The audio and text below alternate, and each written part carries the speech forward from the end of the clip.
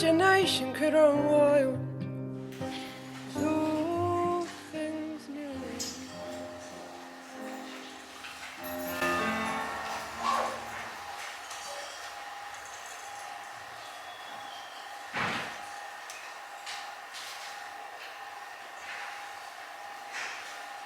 Please, God,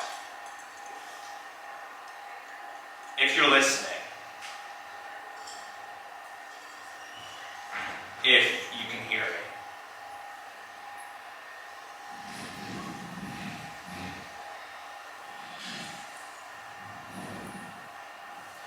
I know I'm not the best person out there. I've been mean to my friends. I've said nasty things to my family. I just need this one thing. If you can hear me, if you're out there.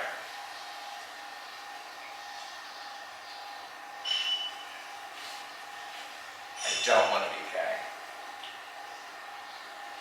Please, God, if you can, make me straight.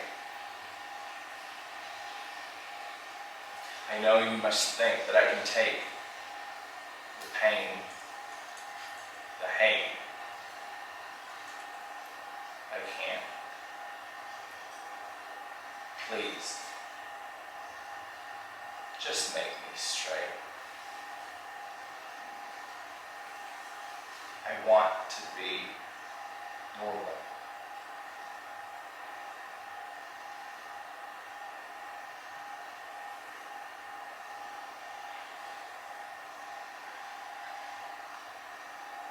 I was 13 years old when I said that to the midnight sky out my bedroom window. Looking out, hoping for some kind of response, a miracle.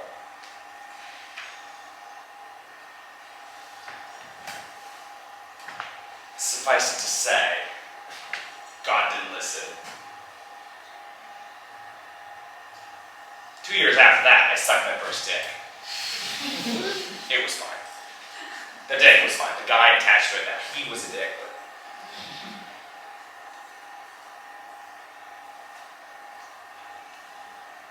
Might be slightly confusing. Why would a young boy be saying a prayer like that to an invisible deity in the sky? An old man on a cloud who can make someone not gay. Like holy conversion therapy. Trust our government, have an embassy up in heaven.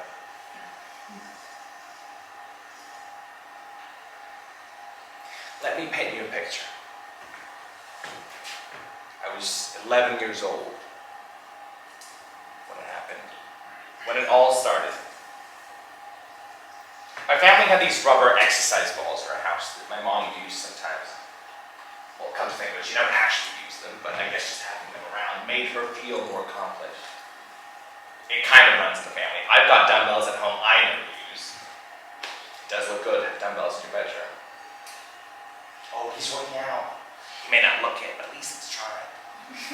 Plot twist, he isn't. There's a nice layer of dust on those dumbbells. But I digress. Exercise balls. I didn't think I was doing anything wrong. I didn't think it'd be a problem with anyone. I was just being a kid. I took those rubber balls and I stuffed them down my t-shirt to make it look like I had breasts, boobs, whatever the correct straight term is, a rack. I was just being funny. Maybe exploring something I wasn't quite aware of yet. Just being funny in front of mom and dad. But little did I know, what I had just done was wrong. Very wrong. I'm dancing around the room, my boobs. Dad looks at me, points at me, turns to mom and says, "Do you see what he's doing?"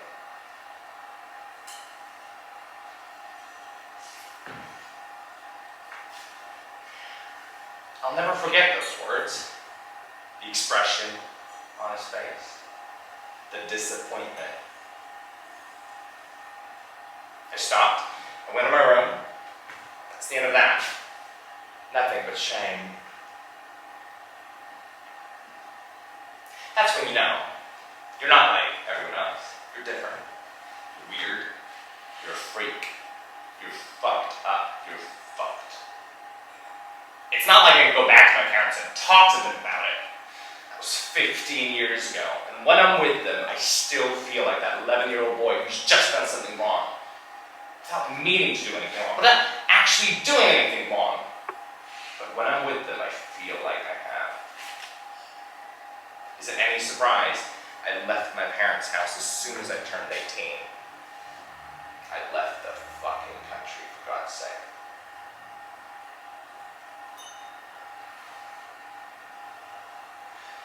I never came out to them.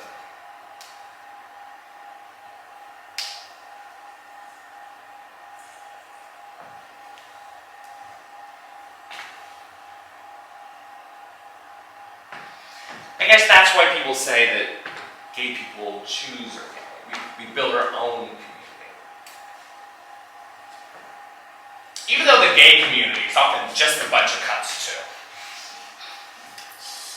We pass down the insecurities we've been bombarded with down the gay food chain, as if we're all part of some abusive gay human centipede. Do not look that up.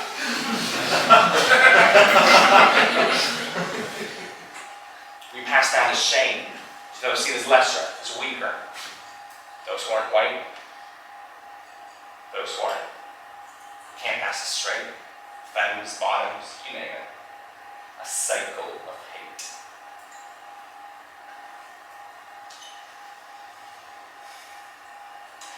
Really thought things would be different once I moved to London.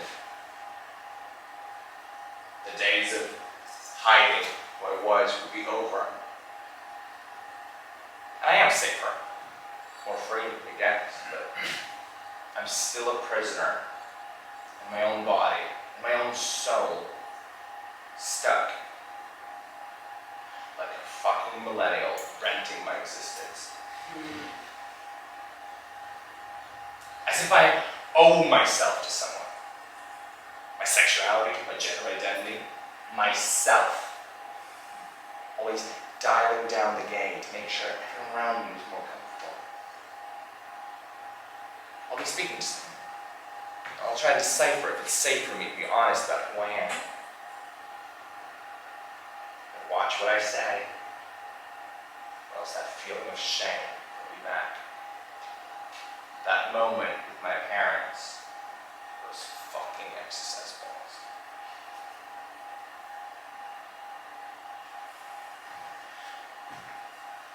And now here I am, stuck between the person I could be, the person I am, and the person my family thinks I am.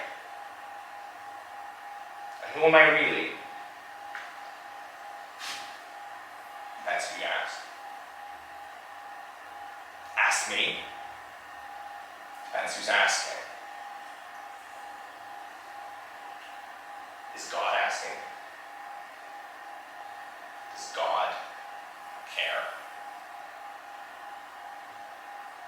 Does anyone?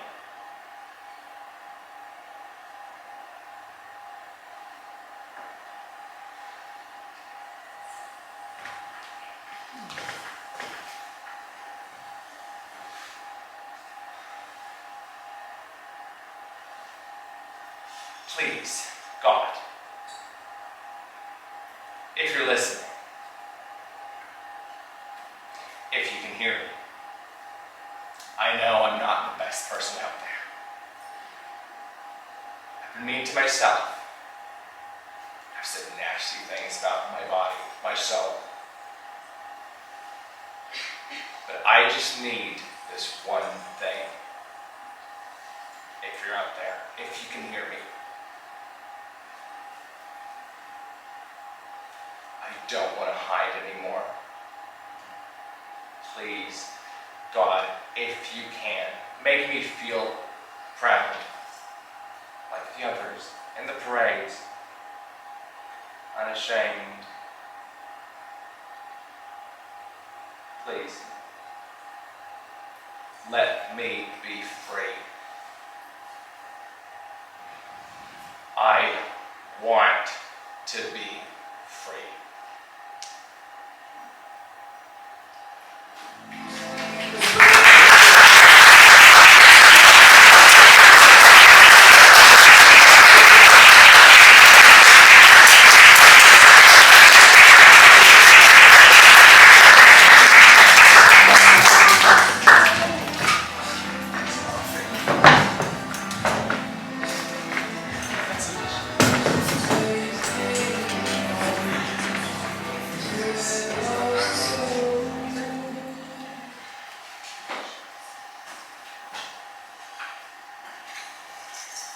But instead, you close your eyes to the people that fetishize your melanated glaze of wonder, in the hopes that overlooked work will rise and prosper. You sit tall to ponder.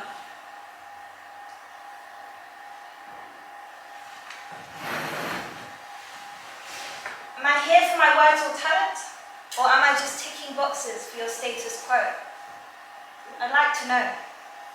You sit in this room you call home. Do you fit in? Where do I begin to answer your question? Fluctuating between states, caught in a limbo of self-destruction and flagellation over the hue and saturation of your melanin?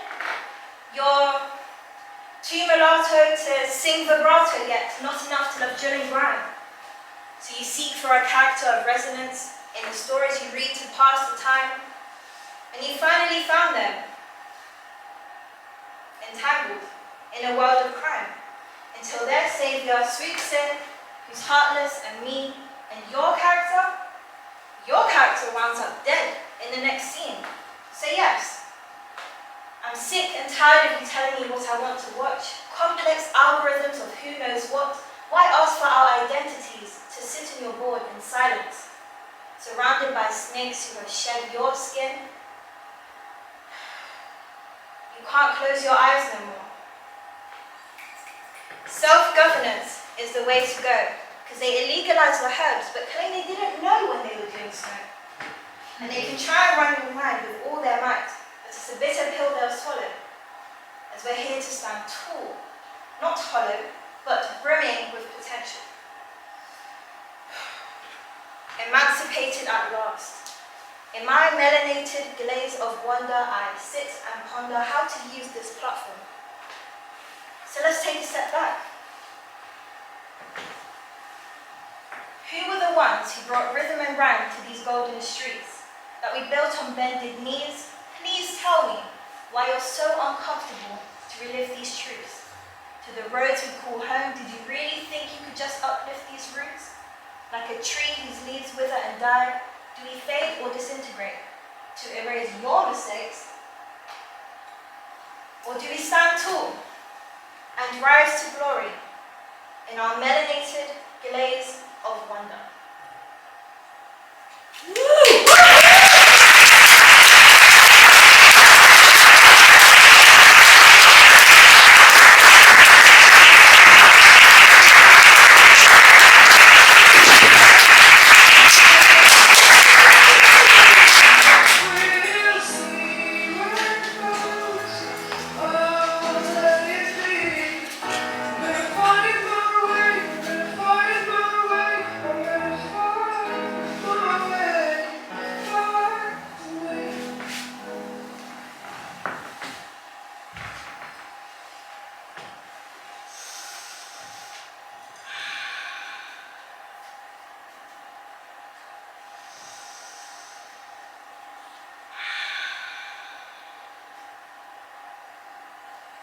This is a letter to my lover, from the first time we touched.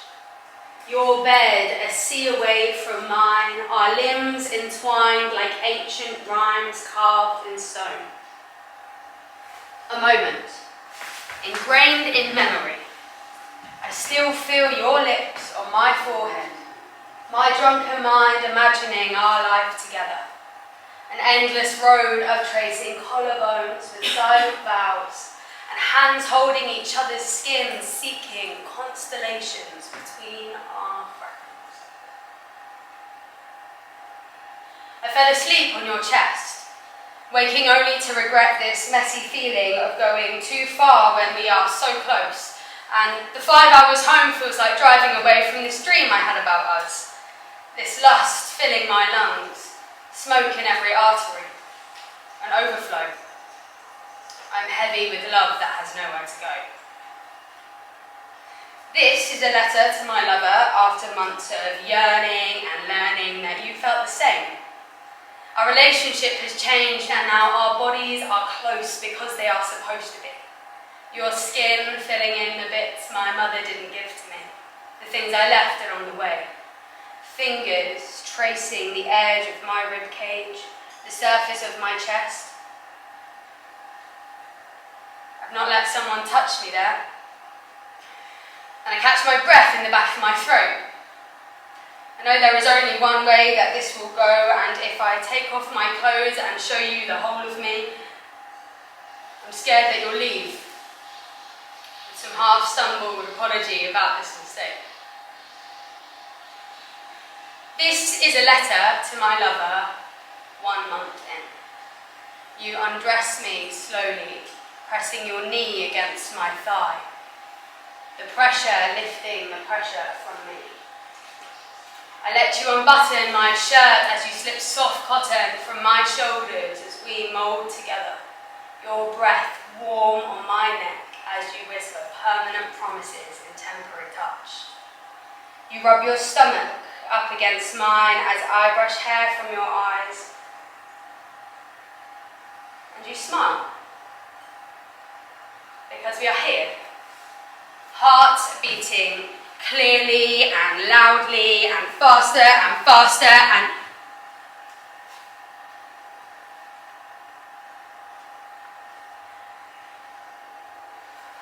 when we are done, I ask if you still love me. My insecurity is louder than your answer. This is a letter to my lover after 8 weeks of shared bed sheets and waiting for you to leave the room until I get dressed. You ask me why I never let you see my legs anymore, and I ignore the question with a guilty head. When we talk now, there is not a lot to be said because my thoughts are stuck on breakfast tomorrow and scale on the bathroom floor. Each window a mirror, each wall closer than the last. I fill every space I enter until you cannot get past the door. I am the vase on the edge of the windowsill, and I have forced you to be the wind that breaks me.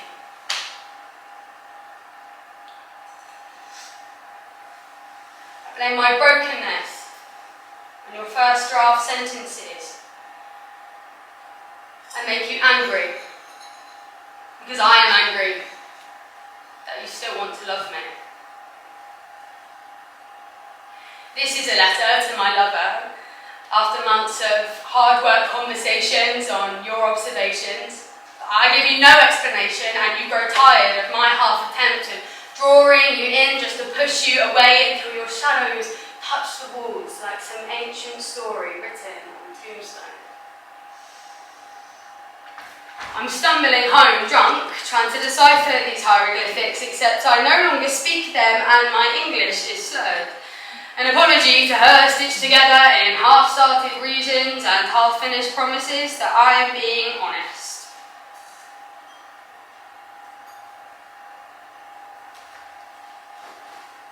I know you do not believe me as you turn back into your sleep.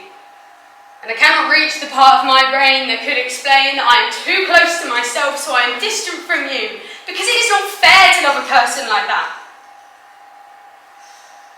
So I say nothing. We are lying side by side now, raw but fully clothed.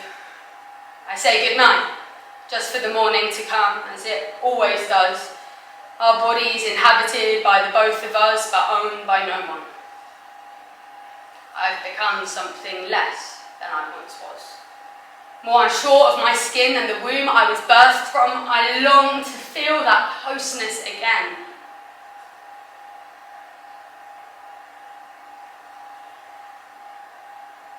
But when you touch me, I feel repulsive. And this sickness has its curse.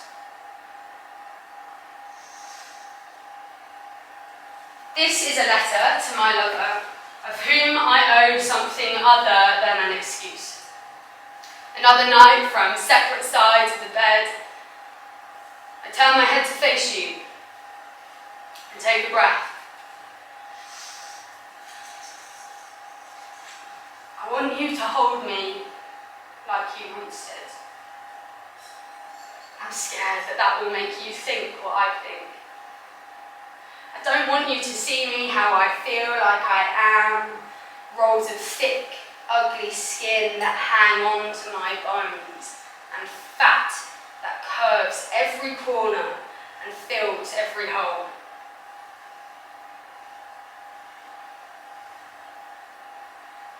And now you're crying, and so am I.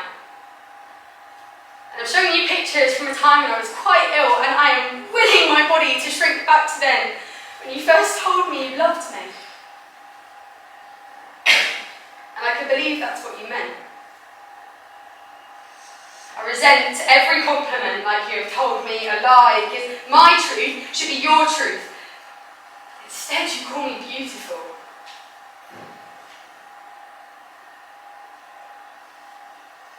This is a letter to my lover, 9 months in. Our bodies are close again, and I am leading your hand and my chest. I let you touch my breasts, my legs, our breath dancing in the summer air. You take your time, looking at every part of me. You're looking at me. No one has ever looked at me like that before. And I smile. Because I've been afraid for a while about my change and your change and our change, but we exchange soft honesty and slow intimacy. I am happy that this is happening, and we carry on, intentional and gentle until we are lying together, you stroking my hair and whispering that I am beautiful. And I can't believe you yet. But I let the word fill the room until the walls fall away. And it's just me and you, loving me, loving you. This is a letter to my lover, and this is the truth.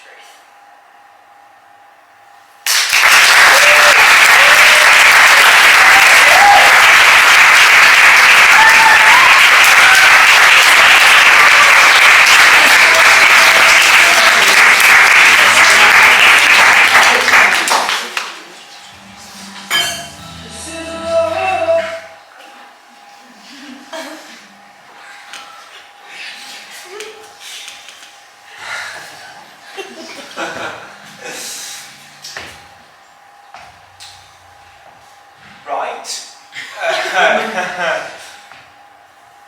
Not really sure what to say, to be honest. Never really thought I'd get into this situation. So. And I do think I was raised right, I think.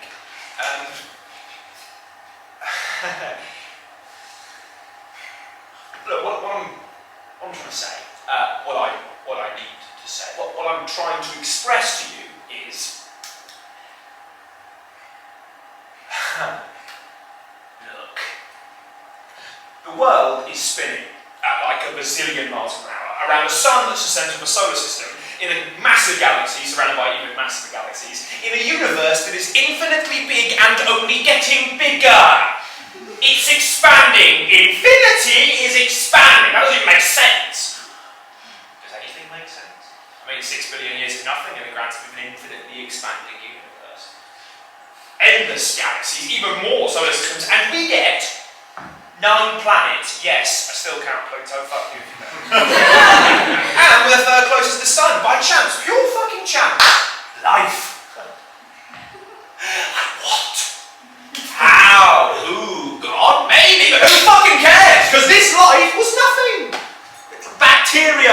microbes, nothing.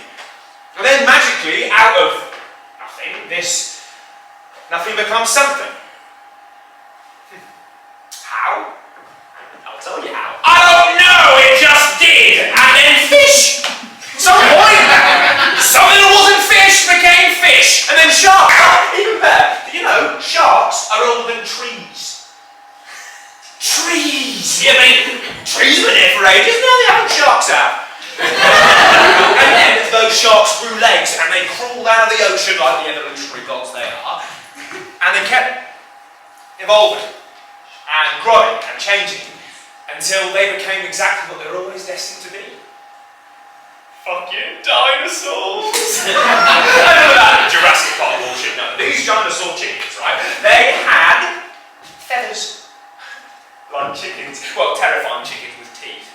I bet some might have feathers. And then boom! Fucking pow! Big old rock moving through space at a speed you can't even comprehend because, you know, life-destroying space rock from another fucking galaxy. We're just people.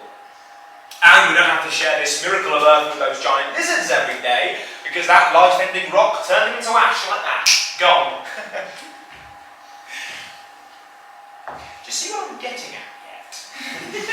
But by rights we shouldn't even be here, me and you, or anybody. Like, if your mum and dad, or my mum and dad, well, they had to do the dance with no hands. They had to fuck. And it was that perfect time for even a smidgen of a chance. And even then, all of the little swimmers in there had to fight to the death, you know, a proper Royal Rumble, all of the chance of creating us. Life.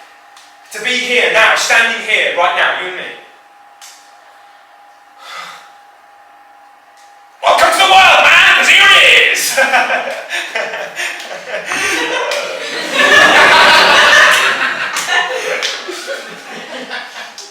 What fucking world we've come into, eh? All those years of evolutionary nonsensical bullshit that I'm not even going to try to explain to understand, just, you know, Darwin, opposable thumbs, tools, rock huts, clay walls made of clay and feces, and we managed to turn that into Bluetooth. As a species, took rocks and dirt and wood and fire and turned it into Bluetooth and internet porn just to tap away on your touchscreen devices made by people who couldn't even afford themselves. The world is a shitty, unfair place. We're all just holding on for a moment and we don't even know what it is. It might become happiness. Something as simple as that. I don't know. But what I do know is that it can't be that simple. I don't think it is. Not a big chance. Every single moment in our lives has led to this moment, this conversation we're having right now. Isn't that amazing? And terrifying at the same time. If we'd have put on a different pair of shoes when we were 10, or spoke to that girl on the bus we were too scared to, we could be in fucking Morocco right now, eating fruit salad by the sea. But we're not. We're here. And statistically that's almost impossible, but look at us. And I'm going to say it's divine intervention, fate, or just how that shit goes, but I do know that we're only here once. At least it feels that way, and life is fleeting, and small, and beautiful, and scary, but I want to live it. I love it, and be as true to myself as I can, because what else is there? I mean, there's no guarantee of anything after this.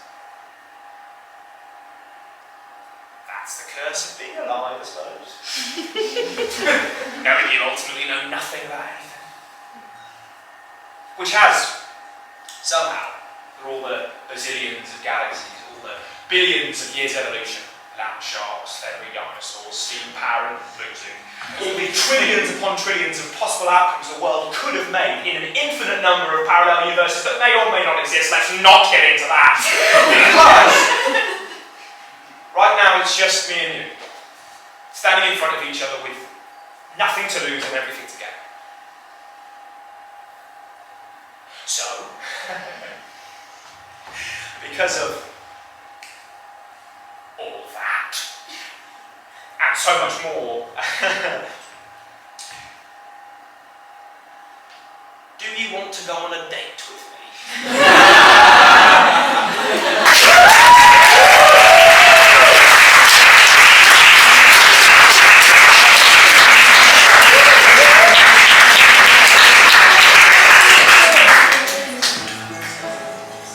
It's our conversation on the fire. I wonder what she thinks. To my favourite only little sibling. Hey, how goes it? How's school? Actually, scrap that. Don't tell me. I know what you're going to say, and I know school's crap because school's crap for everyone. So, are you still getting the support for everything? Yeah. Mum says they got a trampoline out the back of the unit now. What's that like? You know, I would have loved a trampoline when I was your age.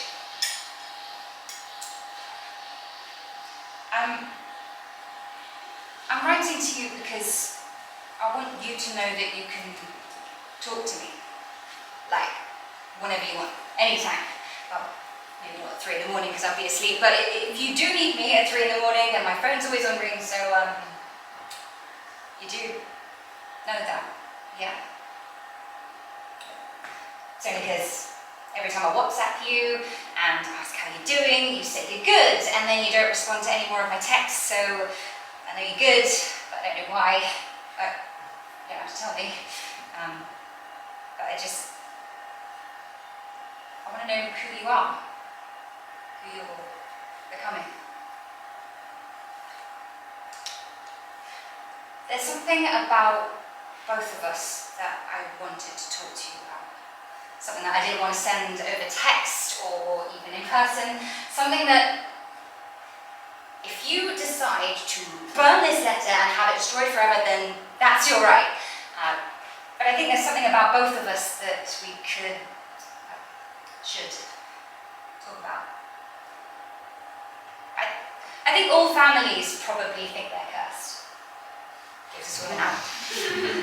Allows us to have a supernatural answer as to why everyone struggles so much with their emotions. When actually, grandma's just neurodiverse and never got diagnosed and thinks autism is a thing. And so she raises your dad to think he's not got very obvious ADHD, and so no one's got the language and no one can actually explain why they're so goddamn sad all the time.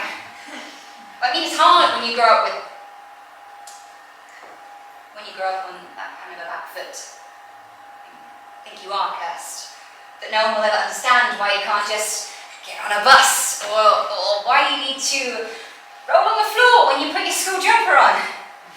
You can try and explain it's the texture, it doesn't really feel right until I do this, but then when you do, people look at you like you're even weirder than when you didn't say anything. And so you keep your mouth shut and you try not to do any of it in the first place.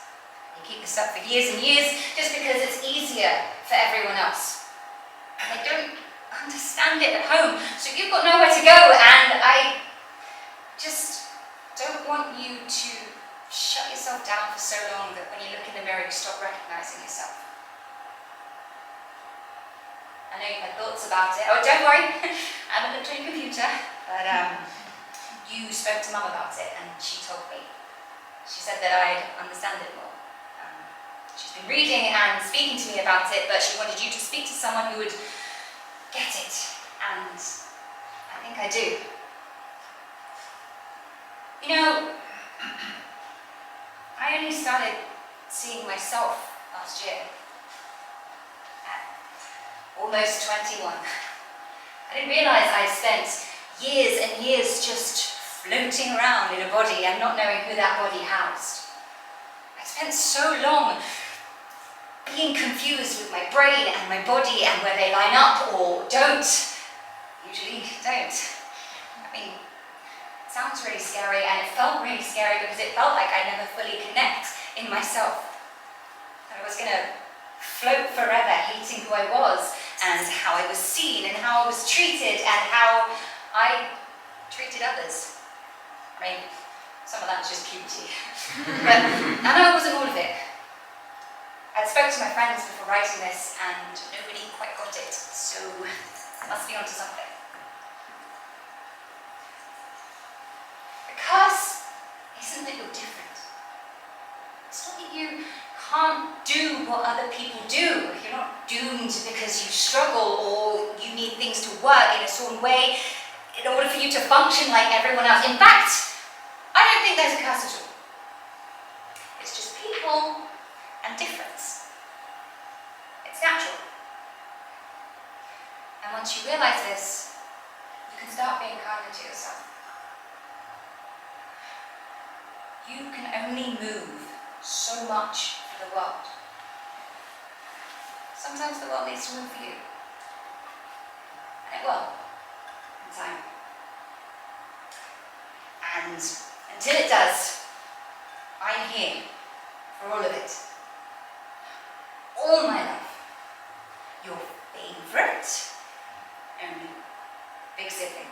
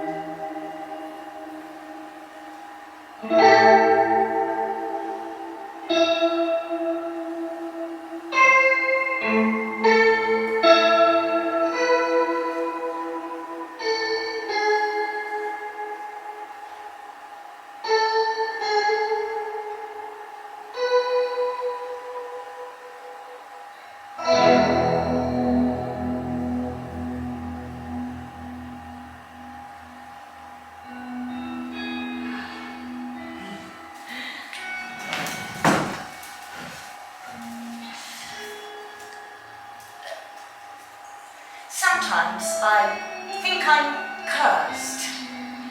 I don't pick fights. I don't make trouble. I live a quiet life. But still, there's this something inside. What's the word? A wound. An itch I can't scratch. A feeling that there's someone else, but I look around and it's just me. I get these letters, not full letters, just simple phrases, cryptic statements, demands. They're all the same. Short, scruffy, no signature, covered in blood. You don't pick. What does it mean? Why send that to me? Pick what? Mariana? We pick strawberries. strawberries all summer. We were paid more as fruit pickers across the border than we were as doctors back home. Before everything changed, of course. We collected strawberries from dawn until noon, and then lay naked on the beach, our bodies melting, our fingers dyed red. Tell Mariana. Tell her what? What does she need to know? I don't know. I've thought about it. Who sends such letters? Someone from the past, clearly. I almost recognise them. But it's some kind of imagined past I wasn't part of. It happened to somebody else. And yet they keep arriving, day after day. I should ask Mariana if... No. I don't want her to worry. They're meant for me.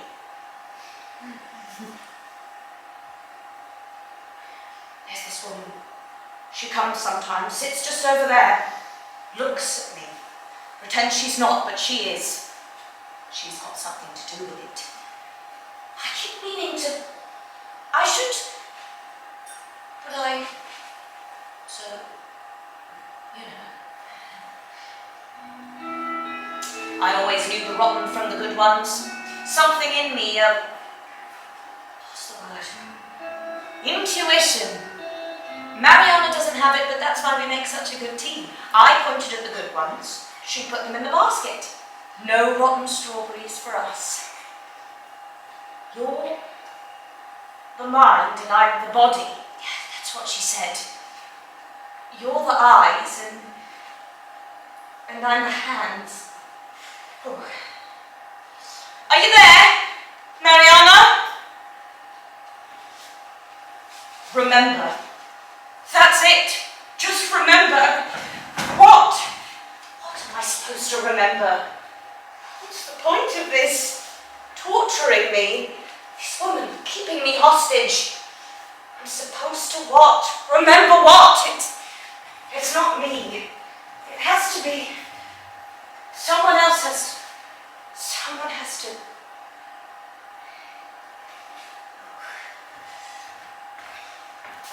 Heard the stories, of course. The people they send after you. But I thought you had to be guilty of what they said, of something. Someone, tell me, am I? What do I remember?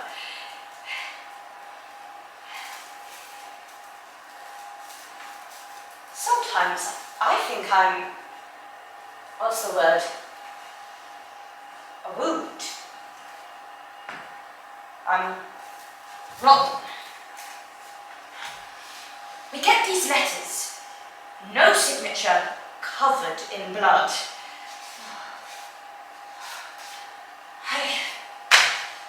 Who is it?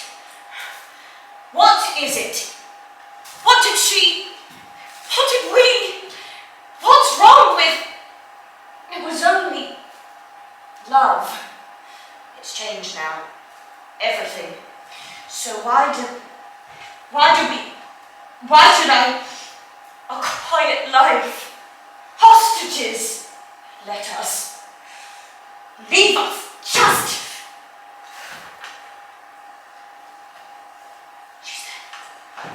She's right there. Mariana, can you see her? Mariana, it's happening again. She's looking right at me. Are you... What do I... Mary!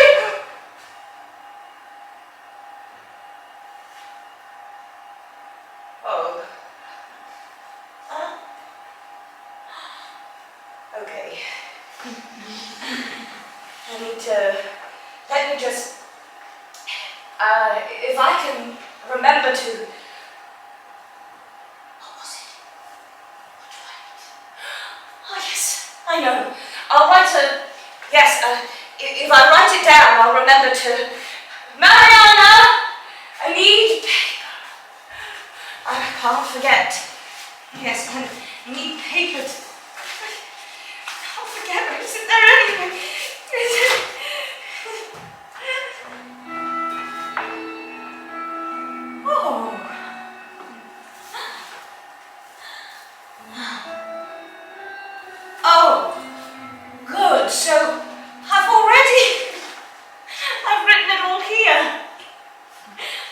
remember.